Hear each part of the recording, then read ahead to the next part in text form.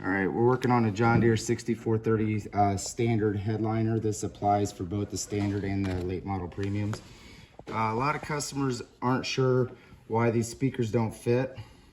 After you take your old headliner out and you're gonna put the, before you go to put your new one in, you're gonna install the speaker covers that you took out outside of the cab. So you'll see on the back here, there's a little groove here on the back. That aligns with this groove in the cutout of the headliner.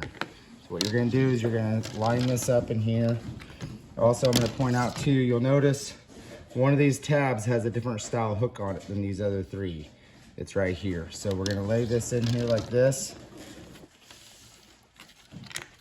We're gonna take this tab, the one that has a different style hook, and hook that on first. Get that popped in place. Then the other three should all follow and snap into place. After it's done, be a nice flush mount and there's no issues with it popping out. The issue is people are trying to install these inside of the cab after the headliner's installed and it just won't work. You want to make sure that these have a little bit of a back angle on them. A little bit of a back angle on them. That means that that's snapped into place really tight and it's not going to snap out.